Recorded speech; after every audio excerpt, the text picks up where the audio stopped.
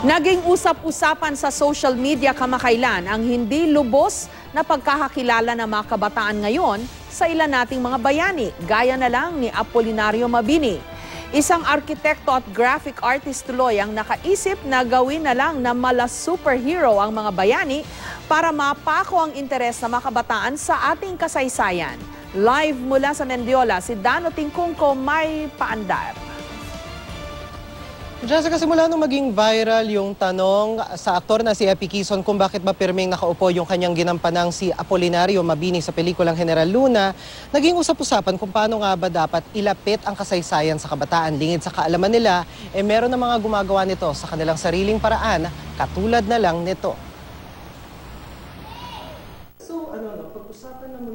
Meet Joe Rizal, ang bihis, hipster, chucks at undercut ang gupit. Ang sandata, quill na nagiging espada. Ka-avenger niya si Andre Bonifacio. Costume, red bandana, pwedeng kapa, chucks, pompadour. Weapon, itak at pistola.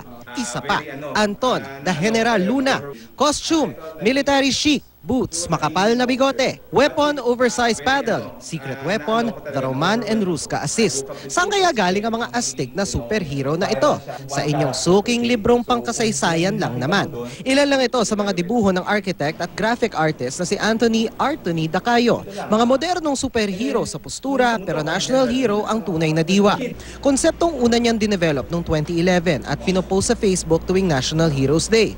Pero nang muli niyang i-repost sa mga larawan nitong linggo, naging viral ang mga likha niya. Mahigit 13,000 likes lang naman. Connection talaga. No? Kasi ang nangyayari kasi ngayon, parang nade-detach ng mga kabataan ngayon. If you make it modern, you make them more curious na nafa-familiarize sila. Isa raw sa mga napansin ni Artony na problema sa ating kasaysayan ay kung paano ito ipinipresenta sa mga kabataan. Naniniwala si Artony na ang mga modernong depiksyon ng mga bayani natin malaking tulong sa paglalapit sa kasaysayan sa kabataan at paghikayat sa kanilang huwag tigilan ang pag-aaral sa nakaraan. Parang betching siya, oo. No, na para lang ma-enhance mo yung understanding. Kasi right now, in the modern age, kung mapapansin, very graphic ang lahat ng bagay. They can spark interest, especially with the kids, pero in terms of making the connection in the Philippine culture, hindi siya kasi ganun ka likened with our facial features. I think it will attract the kids para pag-arala pa.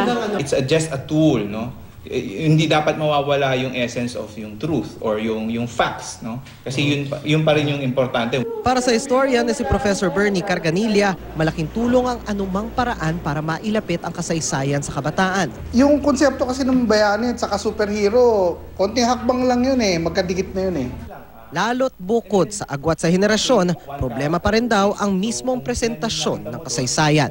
Hindi nila nakikita yung dapat nila makita. Hindi kasi nasasaliksik yung dapat saliksikin. Hindi nasusulat yung dapat isulat. At kulang nga ng mga graphics.